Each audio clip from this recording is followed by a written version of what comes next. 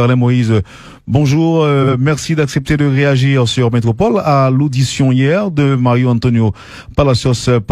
Bienvenue sur Métropole. Bonjour Wendell, toujours un plaisir. Vous avez entendu la nouvelle comme Monsieur Tout le Monde. Votre première réaction, c'est quoi?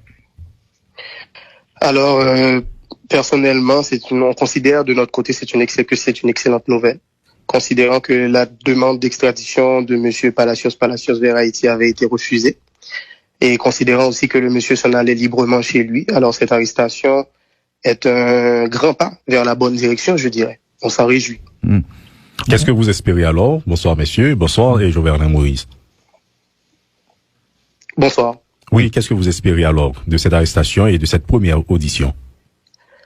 Écoute, premièrement, on veut avoir accès à l'information. Le document qui est disponible révèle que de nombreuses informations sont entre les mains des autorités américaines. On parle de documents électroniques, des photos, etc. Et alors, on veut avoir accès à l'information. Mes avocats sont en train de travailler sur le cas pour voir justement comment on va procéder légalement pour faire une demande, pour avoir accès à l'information, pour être présent à la table. Et il faut dire aussi qu'au nom de l'entraide judiciaire, nous espérons que ces informations seront communiquées au juge d'instruction. Et donc, on pense aussi que c'est une opportunité offerte à M. Palacios de dire toute la vérité sur son implication dans l'assassinat de mon père, le président. Vous avez dit que la demande d'extradition a été refusée. D'abord, elle a été produite par qui et refusée par qui? La demande d'extradition du gouvernement haïtien auprès du gouvernement jamaïcain pour extrader M.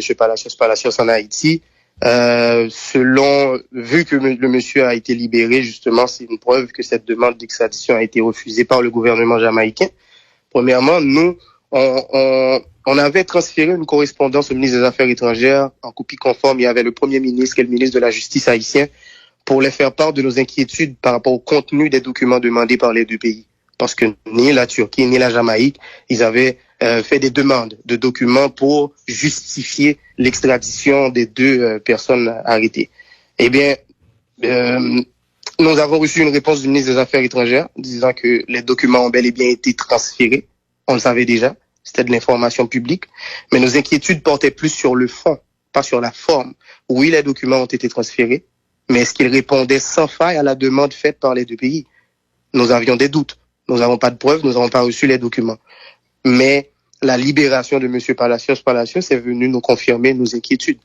Donc, il s'est fait arrêter au Panama. Il était en route pour rentrer chez lui librement.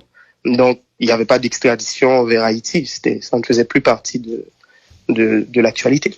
Alors, côté sécurité, est-ce que vous vous sentez beaucoup plus confortable que Mario Palacios soit aux États-Unis au lieu d'être extradé en Haïti, par exemple?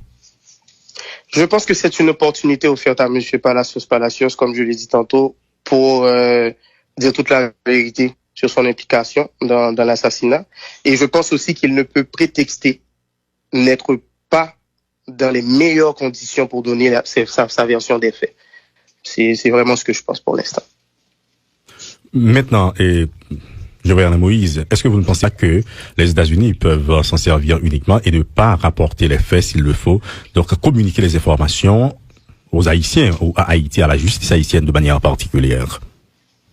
Ça va être exactement à ce niveau qu'on va devoir entrer en jeu. Comme je l'ai dit tantôt, il y a l'entraide judiciaire qui existe entre les deux pays. On va s'assurer avec mon équipe d'avocats qu'on trouve la bonne formule pour pouvoir légalement faire une demande d'accès à l'information et aussi favoriser l'entraide judiciaire pour que les deux juges puissent se communiquer sur le dossier, pour que l'enquête puisse avancer aussi en Haïti.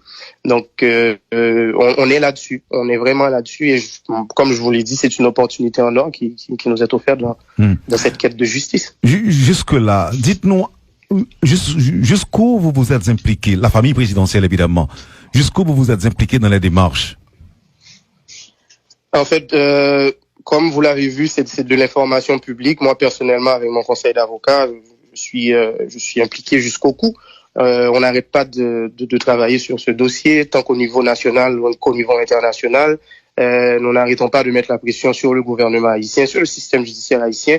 Et aussi, nous avons fait beaucoup de demandes aussi au niveau de la justice internationale, comme on a contacté le rapporteur spécial pour lui faire part d'une chronologie des faits pour que la communauté internationale